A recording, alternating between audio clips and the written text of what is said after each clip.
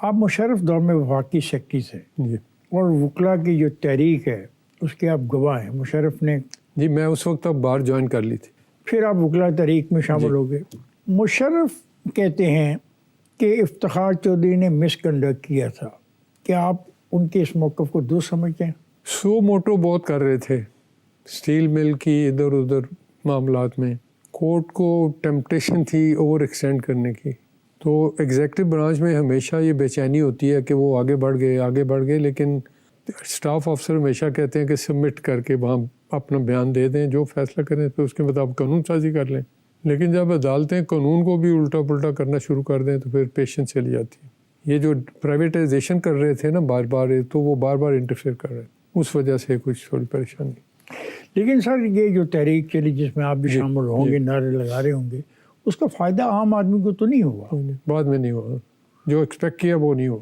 اور یہ تو احساس ہونے لگ گیا کہ ہمیں شاید ایک جنرل نے دوسرے جنرل کے خلاف آپ لوگوں کو استعمال کیا. ایسے ہی ہو. آپ نے کب محسوس کیا کہ آپ استعمال ہو رہے ہیں؟ جب اس کو فارغ کر دیا انہوں نے. یہ جو وکلا کی تحریک ہے، یہ سیاسی پارٹیوں کو ذاتی مفادات بھی اس میں حاصل ہوئے کیونکہ وہ مشرف کے دباؤ میں تھی اور مشرف ان کے راستے سے ہٹ گیا، تو اس کا فائدہ سیاسی پارٹیوں کو تو ہوا ہوگا. عدلیہ کے پاس نا جی ایک ہتھیار تھا جو کسی وقت استعمال ہو سکتا تھا مشرف کے خلاف. یہ کبھی ڈسکس نہیں ہوئی بات، لیکن میں ہائی لائٹ کرنا چاہتا ہوں. ضیاء الحق کے دور میں جب دوسری دفعہ الیکشن پوسٹ پون ہوا نا تو پولیٹیکل پارٹیز بین کر دی، اور یہ بین جون 1988 تک لگا. جون 1988 میں شہید بے نظیر بھٹو کی پٹیشن پر سپریم کورٹ پوری نے بیٹھ کر ایک ججمنٹ دی کہ پولیٹیکل پارٹیز کو بین نہیں کیا جا سکتا. یہ انکانسٹیٹیوشنل ہے. مارشل لاء کے دوران تو تھا، لیکن 3 سال بعد بھی جاری رکھنا انکانسٹیٹیوشنل آرٹیکل 17 کے خلاف. تاں کہ آئین امینڈ کر کے اس میں پاکستان کی ساورینٹی اور انٹیگریٹی، کیونکہ اس میں صرف 2 لفظ ہیں، ساورینٹی اور انٹیگریٹی کے خلاف جو جماعت کام کرے اس کو بین کر سکتے. ان کا ان 2 گراؤنڈ کے ہوتے ہوئے ایکٹ میں آپ 5 نہیں لکھ سکتے. اب یہ ایکٹ پڑا ہوا ہے، میں چاہتا ہوں کہ آپ بھی نہ الیکشن میں آئیں، وہ بھی نہ آئیں، تو میں کون سا قانون لاؤں؟ تو مشرف کو جن لوگوں نے مشورہ دیا انہوں نے پولیٹیکل پارٹی ایکٹ ریپیل کر کے تو پولیٹیکل پارٹی آرڈر لگا دیا 2002. اس میں انہوں نے غیر حاضر ممبر کو بھی، کہ جو پاکستان میں نہیں ہے وہ بھی ریجیکٹ، جو جیل میں ہے وہ بھی تو وہ ڈسکوالیفیکیشن کو وہ ڈال دیں جو کہ آئین میں نہیں ہے. یہ جو 1988 کی ججمنٹ میں اس میں انہوں نے یہ بھی کہا کہ اگر ایک بندہ نااہل بھی ہے الیکشن لڑنے کا آرٹیکل 63 کے تحت، تو پولیٹیکل پارٹی کا آفس ہولڈ کرنے میں کوئی پابندی نہیں. He can be president of a party and still be ineligible to contest. لیکن بعد میں تو نہیں ہوا یہ نواز شریف کے کیس میں کیا ہوا؟ وہ تو پھر انہوں نے زیادتی کی نا. وہ جو بینچ تھا، میری رائے میں وہ بینچ نے انکانسٹیٹیوشنل فیصلہ کیا. انکانسٹیٹیوشنل اس لیے کہ 3 جج جو ہیں یہ 9 ججوں کے فیصلے کو اوور رائڈ نہیں کر سکتے. 9 ججوں کا متفق کا فیصلہ تھا کہ سبارڈینیٹ لیجسلیشن کے ذریعے آپ بندے کو ڈسکوالیفائی نہیں کر سکتے. نہیں، انہوں نے سبارڈینیٹ لیجسلیشن نہیں کی، انہوں نے ججمنٹ دی نواز شریف. انہوں نے ججمنٹ اس لیے دی کہ جب یہ مشرف صاحب چلے گئے تو پی پی او کو نکال کے تو پولیٹیکل پارٹیز ایکٹ 2017 آ گیا. 2017 نے وہ مشرف والی ڈسکوالیفیکیشن نکال دی. اس ججمنٹ نے وہی ریپیلڈ لا کی جو ڈسکوالیفیکیشن تھی وہ دوبارہ اندر ڈال دی. یہ تو انجینئرنگ ہے نا.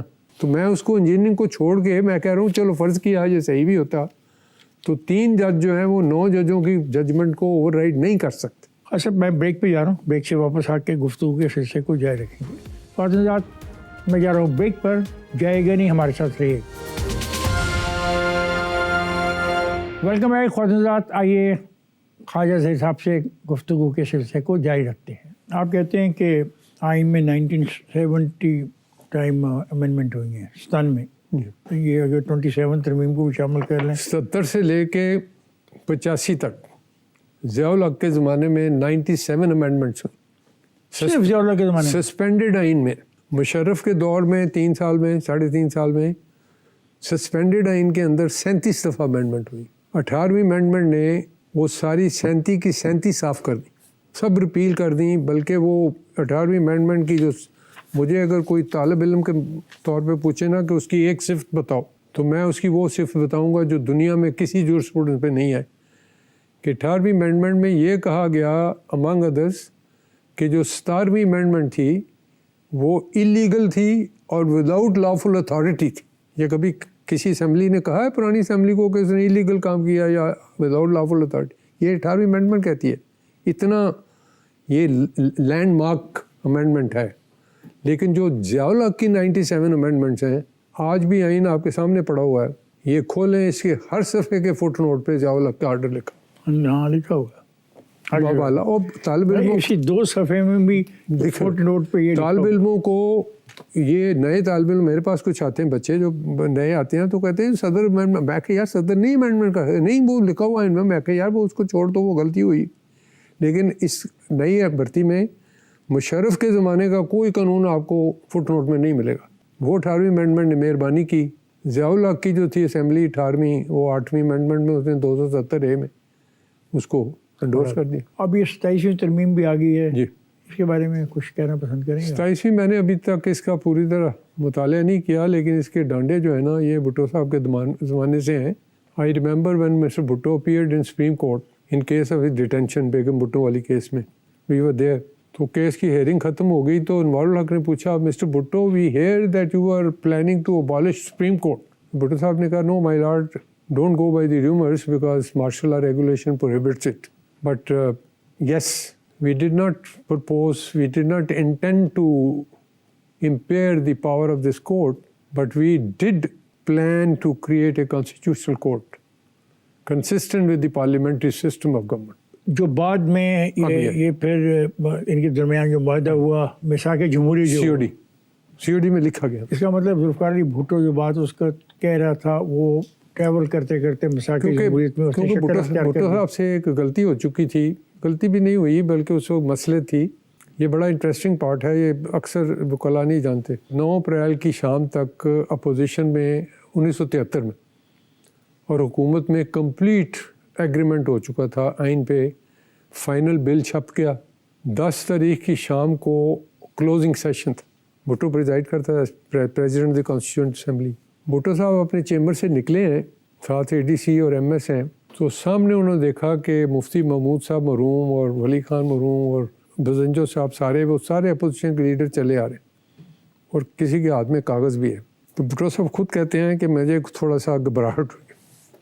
میں نے کہا کوئی نیا کٹا کھل گیا. تو میں نے کہا واٹ از پرابلم. انہوں نے کہا جی ہمیں کوئی ڈسکس کرنا. میں ان کو واپس چیمبر لے گیا. تو وہاں گیا تو انہوں نے کہا جی کہ ہم چاہتے ہیں کہ آئین کی اس وقت جو آئین تھا اس کا آرٹیکل 210 جو ہے اس کو ختم کر دیں. 210 آف دی ڈرافٹ بل. 210 میں یہ تھا کہ جب 209 کے تحت سپریم جوڈیشل کونسل کسی جج کے خلاف کارروائی کرے اور وہ اپنی سفارشات دے تو وہ سفارشات آئیں گی اسمبلی میں. پارلیمنٹ کے مشترکہ اجلاس میں ان سفارشات پہ بحث ہوگی اور سمپل میجارٹی کے ساتھ پارلیمنٹ جو فیصلہ کرے گی اس کا ایک ایڈریس بنے گا. وہ ایڈریس پرائم منسٹر اپنے مشورے کے ساتھ صدر کو بھیجے گا. گویا کہ پارلیمنٹ جو ہے سپریم جوڈیشل کونسل کی سفارشات کو رد کر سکتی ہے, ترمیم کر سکتی ہے, اضافہ کر سکتی ہے, منظور کر سکتی ہے.